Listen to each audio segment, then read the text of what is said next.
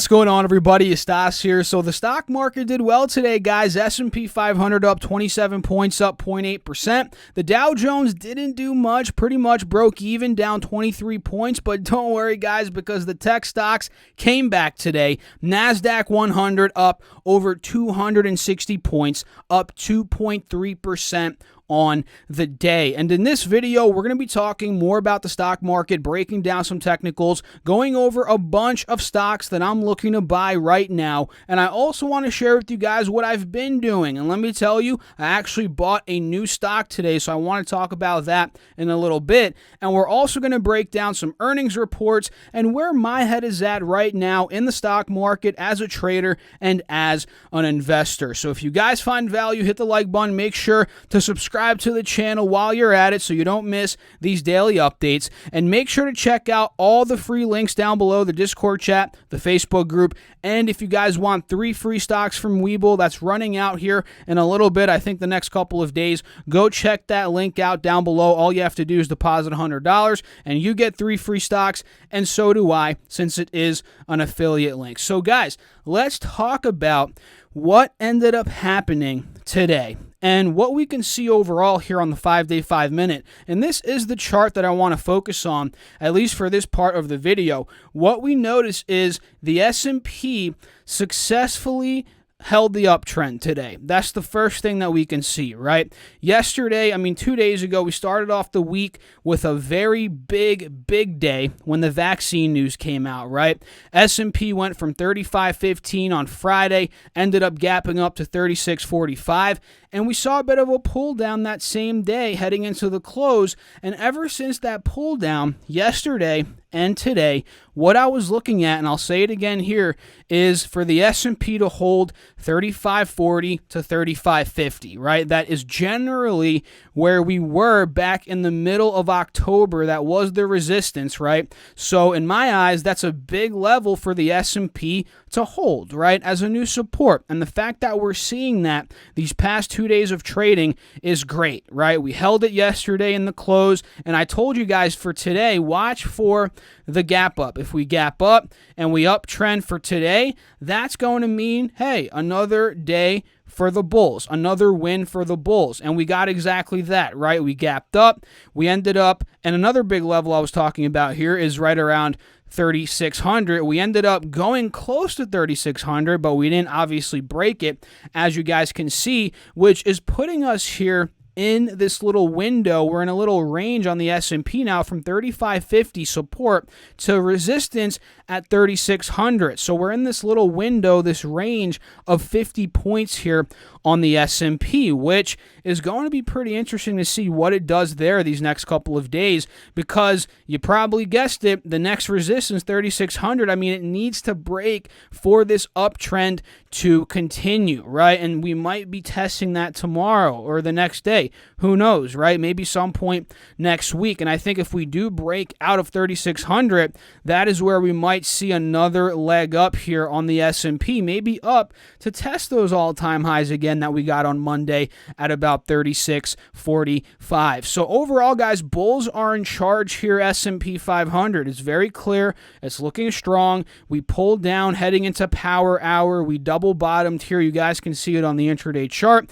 We double bottomed kind of, and we broke out heading into the close. That shows even more strength from a bullish perspective. Now tomorrow, another key level to look out for is going to be today's highs, 35.80. I think if 35.80 can break, that is where we'll fill the gap up another 20 points up to that 3,600 level that we just talked about. So keep an eye on 35.80, keep an eye on 3,600, and of course 35.50, because if that sells, we sell off under that, we break that point, we might be going lower, maybe to test those lows from yesterday, which are about 35.10. So keep an eye on those levels, S&P 500, but overall, it's looking good.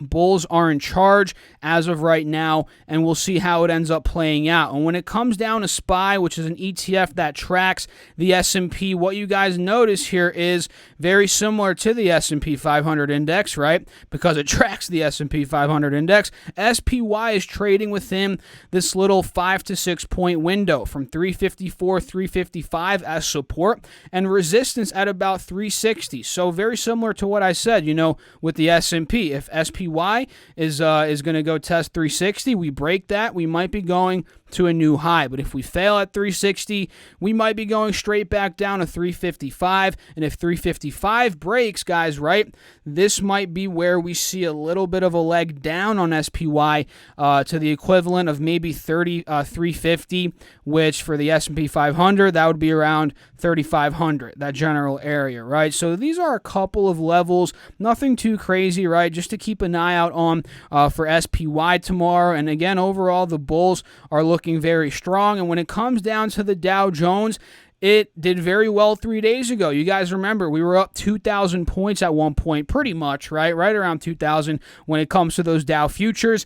And now it seems like, and it's true that a lot of these recovery stocks, they did very well the past couple of days, but now it seems like that we're not rotating out of the recovery stocks quite yet. That's not what we're seeing. But like I said yesterday and the day before, we're selling off a little bit in these recovery stocks. It makes sense because a lot of them went up 50% in a day, 40%. I mean, take a look here at CCL, for example. CCL was up from $14. This is Carnival Cruise Line. It was up from $14 on Friday up to $21, right? That's when we got the vaccine news and so forth. The day after that, right? And it's all the way back down to $16, right? You're seeing this with a lot of these stocks, and we talked about it, right? We talked about how, and I said myself, I'm not rushing into these recovery stocks quite yet until we see some sort of cool-off, pull-down, and that's what we're seeing across a lot of these. And we're seeing now a pull-down in those recovery stocks, and a lot of the tech stocks now that actually pulled down pretty aggressively these past 2 days, a lot of those are actually coming back up. Like we saw the NASDAQ 100, and the NASDAQ in general was very green today, and we'll talk about that in a second here. So Dow Jones, it's holding the uptrend as well, although it didn't do much today, only broke even. It's holding 29,200, which is a big level of support here, and 29,000 flat, right, that general area. So for tomorrow and overall for direction purposes, I'm looking at 29,600, big resistance, right? Today's highs at about 29,500, another big level. So keep an eye on those for the upside here, for the top side. And support-wise, again, 29,000 to 29,200. That is what I'm looking at here for the Dow Jones. Now, talking about the NASDAQ 100, again, we saw a pretty big sell-off in tech as a lot of people were like, okay, vaccines coming. We're not going to need to stay at home a lot more like we were before. Right? So maybe some of these tech names, we're going to sell them off, the Zooms, right? A lot of, Amazon, Microsoft, Netflix, all these stocks, a lot of other ones too. So those took a hit. NASDAQ took a hit. But like I said, guys, in that video yesterday and the day before, I think this dip in tech is quite honestly a pretty nice dip buy opportunity. And that's just me. I'm not telling you guys to do anything, of course. Do your own research. I'm not a financial advisor, but that is kind of how I'm viewing it. I think this tech dip is a decent dip buy, right? For me, at least. And we see the breakout here on the NASDAQ, 5-day, 5-minute. We held 11,500. That was a big support. We talked about these past couple of videos. We gapped up out of both moving averages here on the 5-day, 5-minute. We closed at about 11,900. So we're finally starting to see, and I'm talking finally like it's been a sell-off for a long period of time. It really hasn't, guys. It was literally just 2 days. But we're seeing now a little kind of a turn of events, a turn of trend, sort of, from selling off the past 2 days. Now it seems like we held a higher low on top of this wedge here on the 4 hour. Now we're looking like we're breaking up against. So next big resistance on the NASDAQ 100 is going to be 12,100, 200. That is where we topped in the middle of October, now back in the beginning of November, right, a couple days ago. So if that breaks,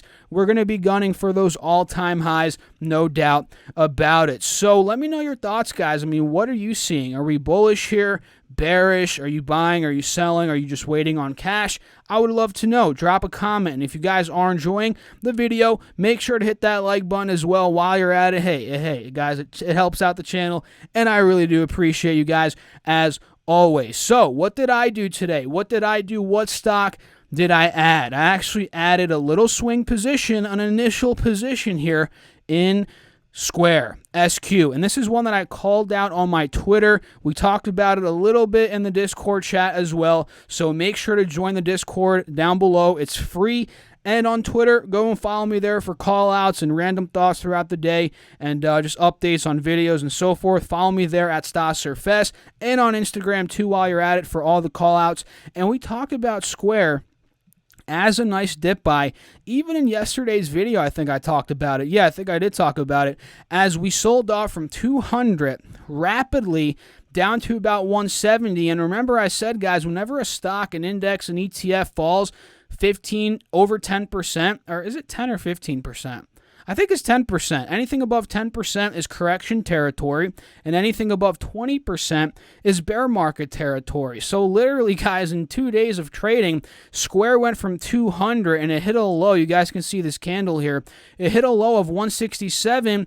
It was pretty much in bear market territory, down 18% in a couple days. And for me, that was a complete overreaction. And I was watching it there on the 180 and 50 SMA on the 4-hour chart, looking for a recovery, and guys, we got it, right? We got the recovery. We held 172, and quite honestly, I got in a bit late because a lot of the move came pre-market. I mean, we got the gap up. Yesterday, we closed at 172. We gapped up to about 178 at market open, and as we started moving up, that is where I made my position at 180.75, right around here. So, I mean, this is one that I entered a bit, I don't want to say before the breakout because, I mean, it was gapping up already, but I did get in a little bit under that 180 resistance that we were talking about in that tweet that I sent out earlier. So, I mean, guys, and did I say 87? Here in my notes it says 80.75 entry. No, it's 180.75. I wish I got in at 80.75. That would be a blessing. I mean, I'd be up over 2x. But anyway, 180.75 is where I got in, a little bit under that resistance that we talked about in the tweet. But now I see potential, and I said this in my tweet as well, up to $191 to $192. That's the next gap that I think could fill here on Square in these next couple of days, and that gives it around a 4 to 5% potential for upside. So Square is my new swing. I'm very excited about it. I'm holding on to it, and I'm up a decent amount on my position already, about $3 per share almost.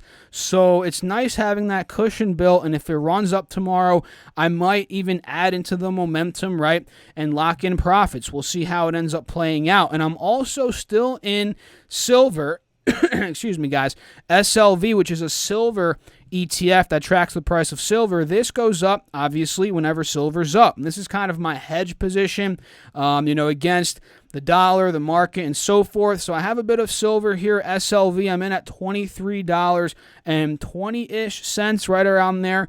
And this one consolidated today. Didn't do much, up 9 cents, up 0.4%. Hey, that's good enough for me.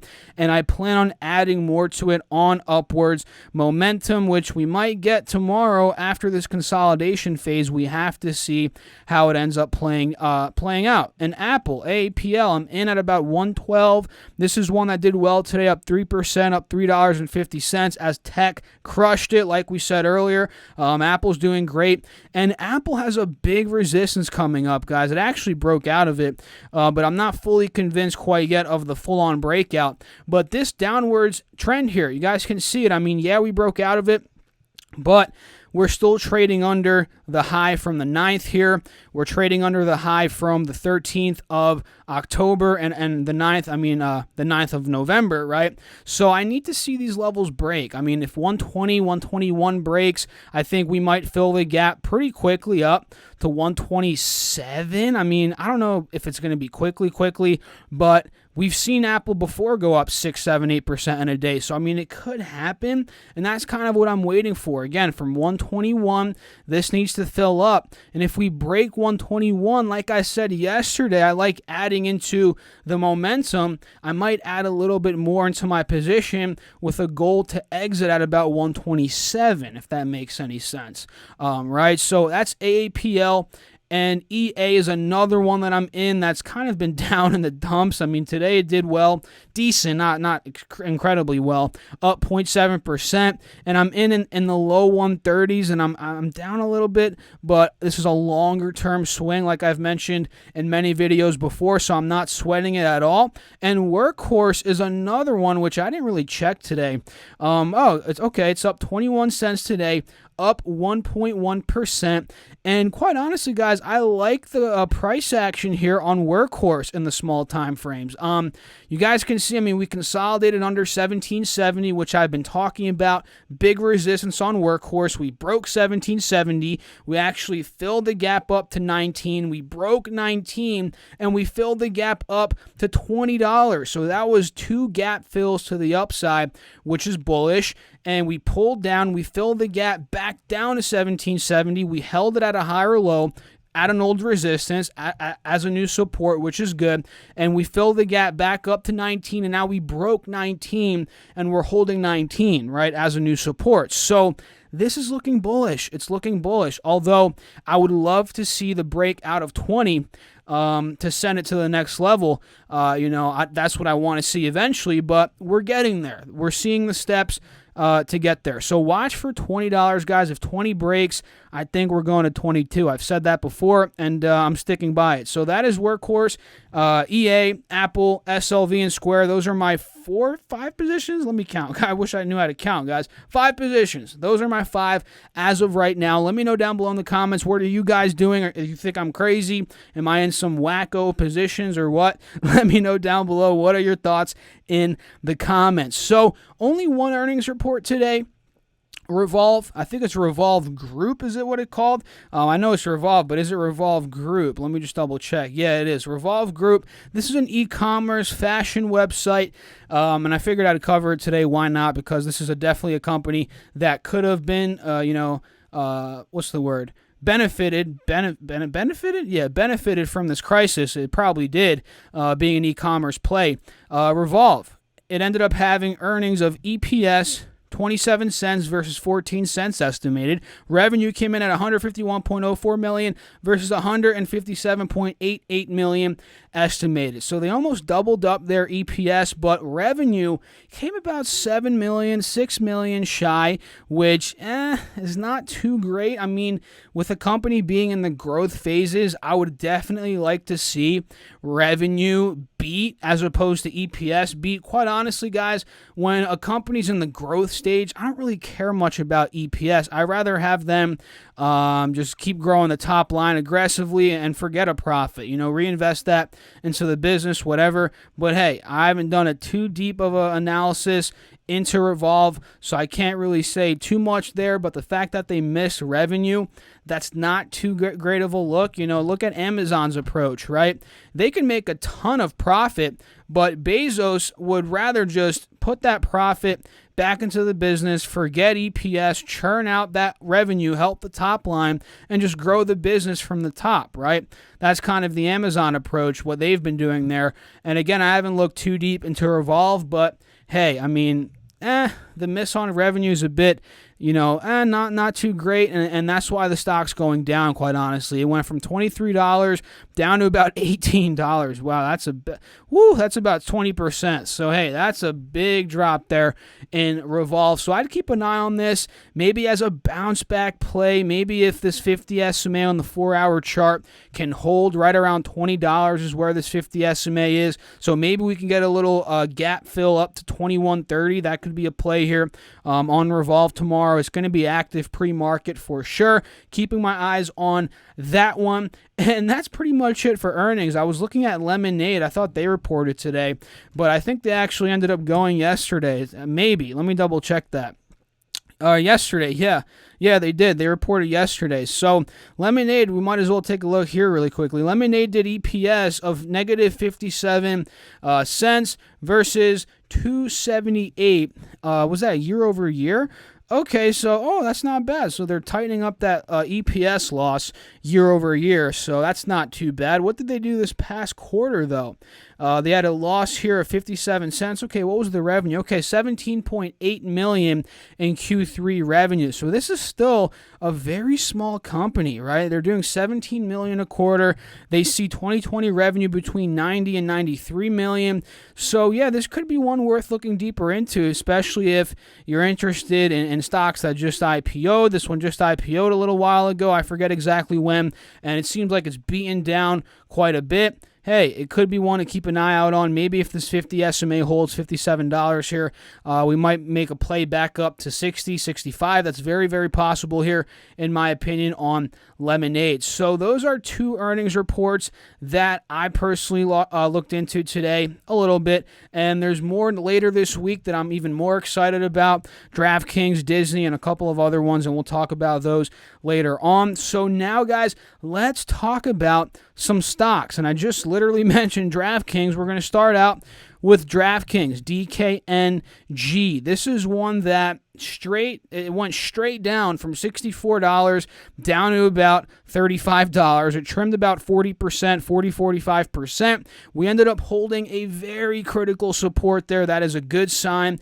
for the DraftKings bulls here at about $35. We held that for quite some time, honestly, stemming back from May, a little bit, and, we dipped under it a little bit, but after, August came around, we broke back above 35. We held it and saw that extraordinary rally up to $64. So now that we actually held 35 again, we filled the gap up to $40, which was a big resistance. We broke that. We filled the gap from $40 to $42, broke that resistance, filled the gap up to $45. This is looking like momentum is shifting from bears, right, to the bulls. No doubt about it, based on this 4-hour chart. But now what we're seeing is it's struggling a bit under this 180 SMA on the 4-hour chart and $45, and we actually failed to hold 42. We broke 42, and we filled the gap back down to $40. So now we saw the bears shift momentum to the bulls. Now we're slowly seeing the bull momentum shifting back to the bears, right? So that's a bit scary. And for me, I like to see what their earnings look like before making a play here. Me personally, since I don't like really holding short-term swings through earnings, that's not my plays. That's not my game, right?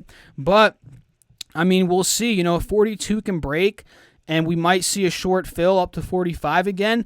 But quite honestly, I want to see overall this 180 SMA break on this 4-hour and a break out of $45, $46 just for confirmation, right? And from there, you guys might be like, oh, you're going to miss the move if you wait for 45, 46. That's not true, because that is where we might see a lot more momentum come in to get us up to the 50s, mid-50s, right? So there's still potential even from 45 up to 50, 55, right? Which it could easily go to if we slowly break out of these resistance levels and momentum comes in and a lot of volume comes in. So we just have to see. That's kind of my thoughts there on DKNG. I just need to see it back above the mid-40s just for confirmation, even though if it means, hey, I miss a couple percentage points, it's whatever, right? And another one here is OSTK. Overstock. This is one, guys, that went from $2 to $128. Could you imagine just putting your life saving? If we all had a a time machine. I wish I had a time machine to go back to March and be like, hey, put all your money into Overstock and don't even look at the market for the next 5 months. Come back and you won't have to work again ever. I wish I could have done that. That would have been amazing, but that takes the fun away from it, guys, because what fun would it be if you knew what every stock was going to do? It takes away the thrill of it, if you will. And I mean, guys, yeah, it went from $2 to $130. I can't even I can't even imagine how many percentage points that is. That's like 3,000%. Could you imagine making a 3,000% move? Anyway, it went from 2 to 128. It went straight down. The shorts took this thing to school, right? This thing went from 130 to 60. So that lost a good amount of value, 50%, right? 50%, but who cares because it went up 3,000% before that. So what's a 50% drop if you got in at $3, right? But anyway, it went down to $60, rallied back up to 86. We got rejected hardcore by the moving averages here, and now we actually just broke $60, which was that low from the beginning of September. So for me, guys, this is not necessarily a falling knife, but it's being dominated by the bears, by the shorts. This is going, I don't want to say it's going much lower, but I can't convincingly say it's going higher either. There's no way because the technicals right now are pointing to more downside. We just broke 60. We're seeing a bearish cross here. The 50 SMA is crossing below the 180 SMA, which signals more downside. So we could be going maybe, let me draw these out really quickly. Okay, this could be an area we might hold short term, about $49, $50. It seems like we are holding it actually here on the 5-day, 5-minute. Let me show you guys here. 48 to $50 we are holding it. So we might see a little relief rally actually from 52, 53 up to $60. So watch out for that play. That could be a relief rally, but if 50 breaks, we might be going straight down to maybe the mid-40s. Honestly, that could be a mid-40s move if 50 breaks. And for me to get into it on a long swing, I mean, I just need to see more confirmation of the uptrend, which we're just not getting at this point. I'd need to see at least a break into $70, guys. And honestly, we might not even get that. Who knows? And I'll probably just stick to some other stocks as this one has just been ridiculously all over the place. And I don't want to say it scares me because not much scares me in the market. I've seen a lot in my career so far.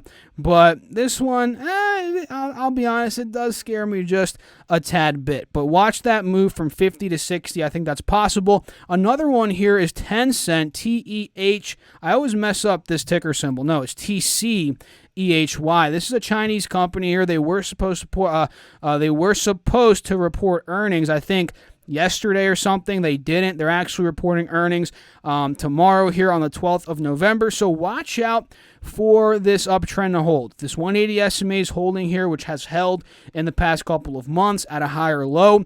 This could be a nice dip buy. I mean, we're down a good chunk, about 8-9 points dollars here from the high, about a 12% drop.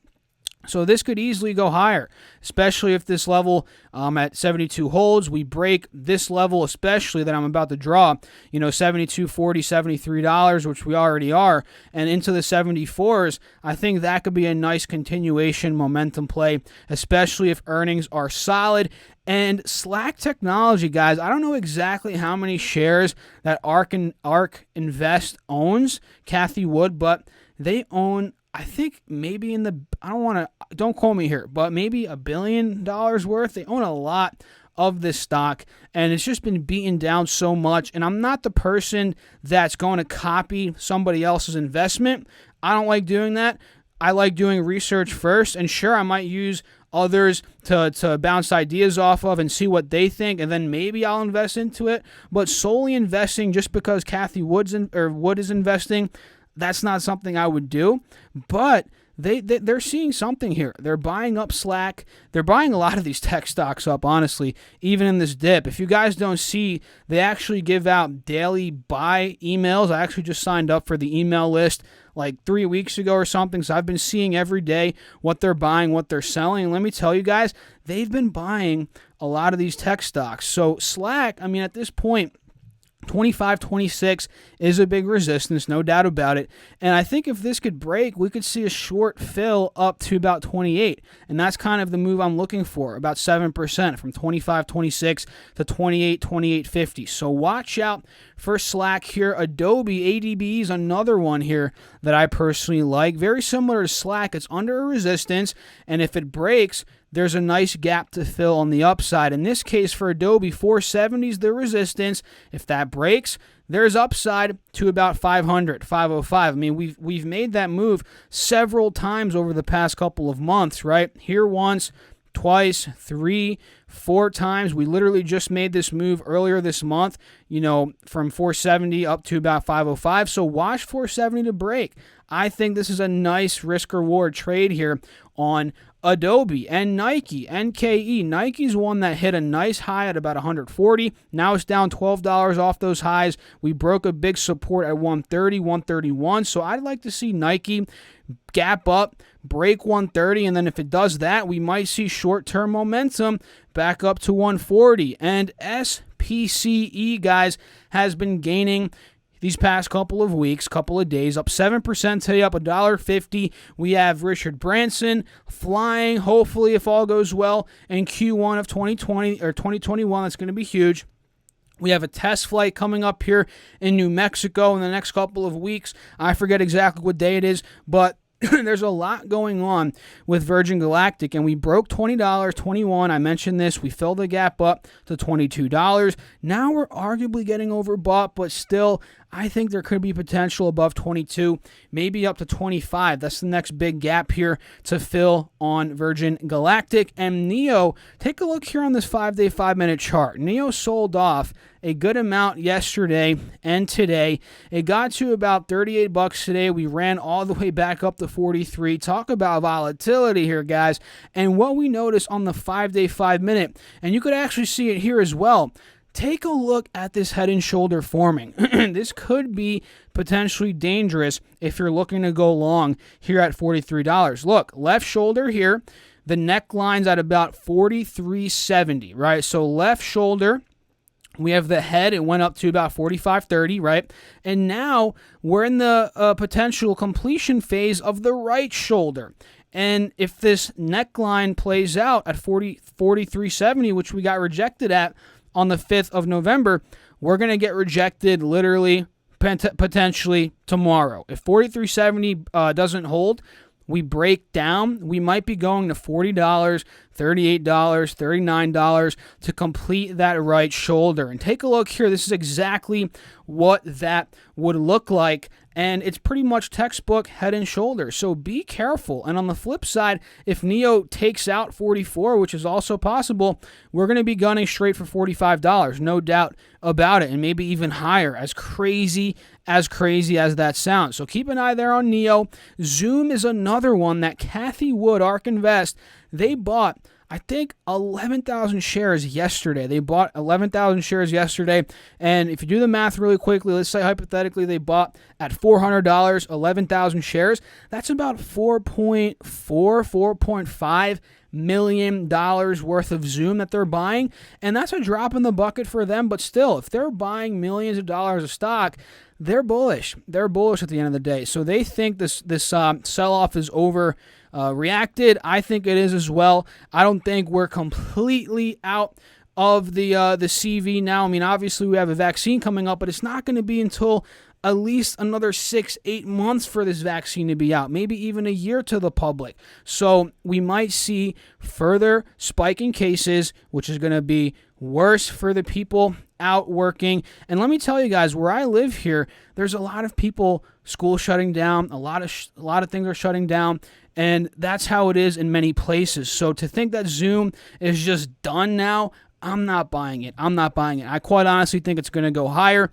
And we saw the nice gap fill today on Zoom from 400 to 415. We held above 415. Now the next place to go is $440, which is what I'm watching here on Zoom. And NVIDIA is the last one we're going to talk about. It filled from 510 to 530. We broke 530, which is bullish. We held above it. We're at 535 now.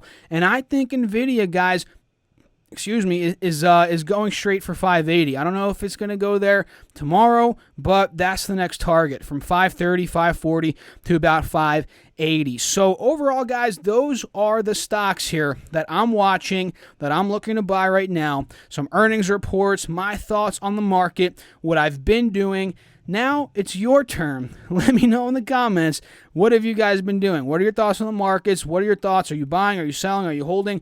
Whatever. Drop a comment, and if you guys enjoyed the video, hit the like button. Make sure to subscribe to the channel as well, and don't forget to claim your 3 stocks from WeBull, valued up to $1,600. All you have to do is use my link, deposit $100, and we both get free money, 3 free stocks valued up to $1,600. So I'll catch you all in the next video. Thanks for watching. As always, be safe out there, guys. Keep crushing the markets. Peace out. Oh my goodness, 34 minutes. Thanks guys for watching. Catch you all later.